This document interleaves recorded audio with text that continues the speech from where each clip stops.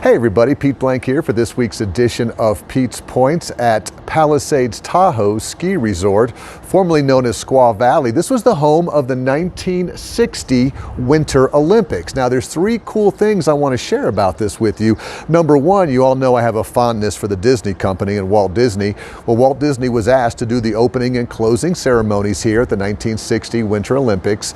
Number two, there were only three events or sports that were happening during this Winter Olympics of 1960. Skiing and ice skating and ice hockey and all the events underneath those. There was supposed to be bobsled, but they did a survey at the beginning to find out, how many countries would be involved in bobsledding, and only 9 said they would, and the cost to build a bobsled track was just astronomical, so they didn't have it. But number three, and maybe the most important thing I want to share with you today, is the fact that they were awarded the Winter Olympics from the IOC on a provisional acceptance. A provisional acceptance. Well, why provisional?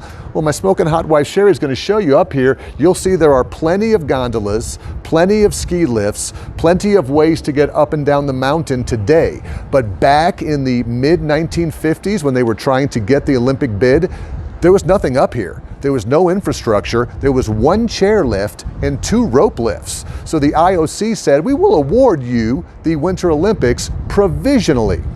Well, what in the world does this have to do with you as a leader? Well, have you thought about the term provisionally when it comes to you and your organization and your staff? A couple quick examples. Number one, I was not accepted for my master's degree program at Rollins College when I applied. I didn't have a strong enough GPA. So they provisionally accepted me, said take 1 or 2 classes, and if you prove yourself, then we'll admit you into the program, which I did, and that's how I got my master's degree. In local government, a lot of times, we may provisionally appoint somebody to a position. We're gonna say, you can't be that police chief or fire chief yet. We're gonna provisionally appoint you, see how you do, and we'll go from there. And that's what the IOC did here. They said, you need to come up with $4 million, prove to us you can get this thing going, and then we will award you officially the Olympic bid to host. And that's what they did. So I want you to think about the term provisionally.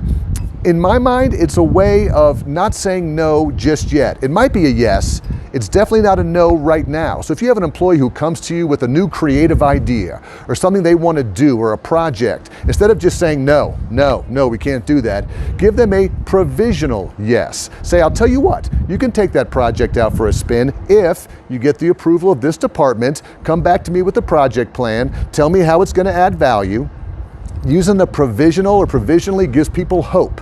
And while it's not a definite yes, it allows people to work towards something greater. So it's a good thing that the IOC provisionally gave them the Winter Olympics, because now you've got this beautiful, fantastic ski resort. I'll give you one quick look as Sherry turns around with me as I go this way. You can see that they built this entire area with shops and restaurants and all of this ski resort, which would not be here if they had not had a provisional acceptance to host the Olympics. And that's all from this area, Palisades Tahoe. We'll see you next time on Pete's Points.